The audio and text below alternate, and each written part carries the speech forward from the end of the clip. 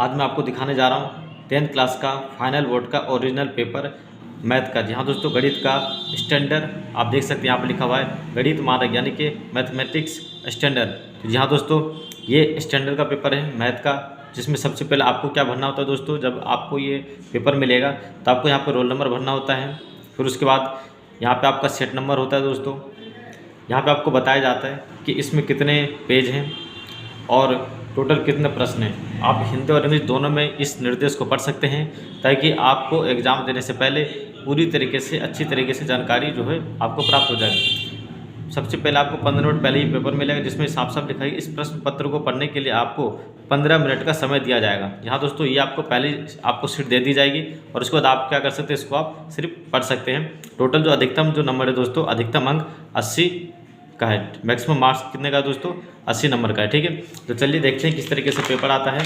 सबसे पहले आप यहाँ पर निर्देश देख सकते हैं, यहाँ पे कुछ निर्देश दिए गए हैं और आप आराम से पढ़ सकते हैं। ठीक है, क्योंकि वहाँ पे आपको हड़बड़ी में उतना टाइम नहीं मिलेगा पढ़ने के लिए, लेकिन आप यहाँ विस्तार से पढ़ सकते हैं। टोटल 38 प्रश्न हैं, सभी प्रश्न अनिवार्य हैं, यानी कि सभी के जवाब आपको देने हैं। इसमें अलग अलग खंड में बांटे गए क ख ग। ठीक है, 1 से लेकर 18 तक MCQ वाले रहेंगे, यानी कि एक प्रश्न के 4 विकल्प रहेंगे, उसमें से आपको एक पे सही करना होगा। ठीक है, तो आप देख सकते हैं टोटल यहाँ पे खंड का में एक प्रश्न पूछा गया है, जिसके 4 विकल्प आपको देखने को मिल रहे हैं। 1 नंबर का दोस्तों, आप जो सही लग रहा है उस पर टिक कर दीजिए। ठीक है, तो चलिए इसका विश्लेषण करते हैं और देखते हैं क्या इसका लेवल रहता है स्टैंडर्ड का। बेसिक से बेसिक आसान होता है या स्टैंडर्ड का। बहुत सारे लोगों को ये कन्फ्यूजन रहती है कि स्टैंडर्ड का पेपर बुक से आता है या आउट ऑफ बुक आता है। ठीक है, तो ये आप देख सकते हैं यहाँ पे वो कर सकते हैं, कंपेयर कर सकते हैं दोस्तों। अब मेरे पास 5 प्रश्न है, ये सभी के सभी प्रश्न 1-1 नंबर के दोस्तों। यहाँ पे देख सकते हैं कि कुछ जो प्रश्न हैं, जैसे ये प्रश्न, ये बुक में से नहीं है। ठीक है, ये कुछ अलग से उन्होंने बना के दिए दोस्तों, ये बुक में से है, ये भी बुक में से है 7वां प्रश्न, और ये 8वां बुक में से है। तो आप देख सकते हैं 10वां प्रश्न जो दोस्तों, ठीक है, 10वां ये बुक में से नहीं है। ठीक है, तो यहाँ पे कुछ प्रश्न जो दोस्तों बुक में से और कुछ प्रश्न जो है वो बुक में से नहीं है, यानी कि हो सकता है सपोर्टिव मटेरियल से हो, मैथमेटिक्स मेंटल मैथ से हो।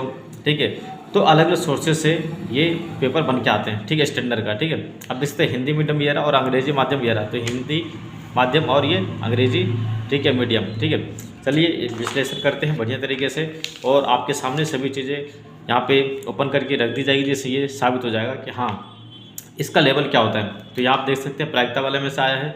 ठीक है, 14 प्रश्न को आप पढ़ सकते हैं दोस्तों।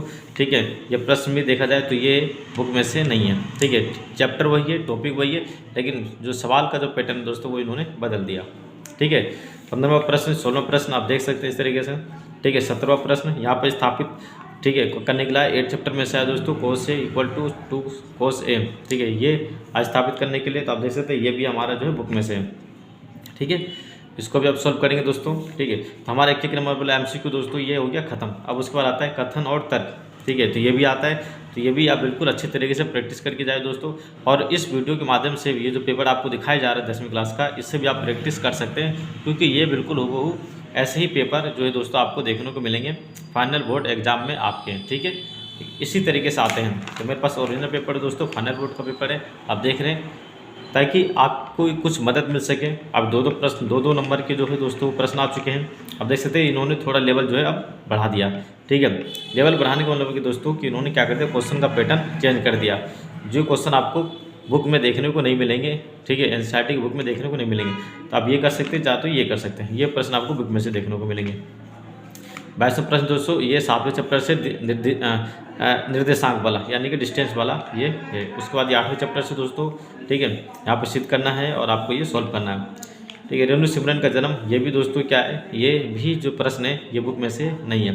तो आप देख सकते हैं कि हर टॉपिक को कवर किया गया, लेकिन वो टॉपिक जो है दोस्तों बुक में से नहीं दिया गया। इन्होंने अलग ही जो है वो लेवल इन्होंने दिया है, मानसिकता के रूप से दिखाया कि अगर जो व्यक्ति अच्छी तरीके से जानता हो चैप्टर को, वो किसी भी प्रश्न को कितने भी घुमा ले, वो आराम से उसको हैंडल कर सकता है। और जो रटा रटाए सीधा जा रहे हैं कि पूरा बुक पढ़ लेंगे फिर रटा रटाए करके आप दे के आ जाएंगे, तो ये चांस बनते हैं आपके सिर्फ पास होने के 27, 30, 35 मार्क्स ज़्यादा से ज़्यादा, उससे आगे आप नहीं बढ़ सकते।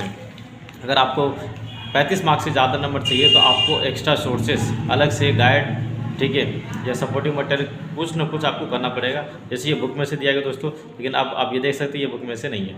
ठीक है, तो ये भी बुक में से नहीं है दोस्तों, आप देख सकते हैं। तो मैंने कहा ना कि मिक्सर है, स्टैंडर्ड वाले का जो पेपर है दोस्तों ये बुक में से कम होता है और बाहर जो सोर्सेस होते हैं उससे ज़्यादा होते हैं, और बाकी बेसिक वाले जो लोग होते हैं दोस्तों उनका तो बुक से सीधा उठ के आता है। अब मैंने इसमें बेसिक का भी जो पेपर दोस्तों इसमें डाल दिया वीडियो में, आप देख सकते हैं कि मैथ का जो बेसिक है 10th क्लास का वो किस तरीके से आता है। उसमें ज़्यादातर प्रश्न देखिए बुक से ही मैच कर रहे हैं, लेकिन यहाँ पे बुक में से मैच नहीं कर रहे हैं, आप देख सकते हैं। तो स्टैंडर्ड वालों को ये ध्यान रखने की ज़रूरत है कि जो हमें अपना लेवल किस हिसाब से आगे लेके चलना है, ठीक है, तभी आप कुछ कर पाएंगे, ठीक है। तो ये देखो 34वां नंबर ये आ गया आपका बहुलक और माध्यम में से, ठीक है, ये आराम से कर सकते हैं, कोई दिक्कत नहीं होगी इसमें दोस्तों। ये हो गया आपका 35वां प्रश्न, 5 नंबर के आ रहे हैं दोस्तों आप, ठीक है। अब ये जो प्रश्न आप देख सकते हैं, ये देखिए ये प्रश्न क्या दोस्तों, क्या आपको बुक में है कहीं भी देखने को मिल रहा है? नहीं मिल रहा है, क्योंकि ये प्रश्न अलग से, ठीक है, मॉडिफाई करके बनाया गया है। ये है 9वें चैप्टर में से, ठीक है।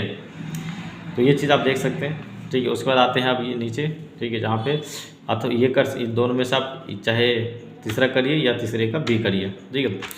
तो ये 9वें चैप्टर में से है, ठीक है, जहाँ पे आप देख सकते हैं यहाँ पे ये एंगल ऐसे बनाया जा रहा है, ठीक है। ये इंग्लिश मीडियम का इधर है दोस्तों। तो आपको कोई परेशानी ना हो, कोई दिक्कत ना हो, इसलिए मैं आपके सामने इस तरीके से जो प्रश्न है पूरा विश्लेषण एनालिसिस जो है वो दोस्तों करता हूँ, ठीक है, ताकि आप बिल्कुल बढ़िया तरीके से अपनी जो तैयारी है वो करके जाएँ।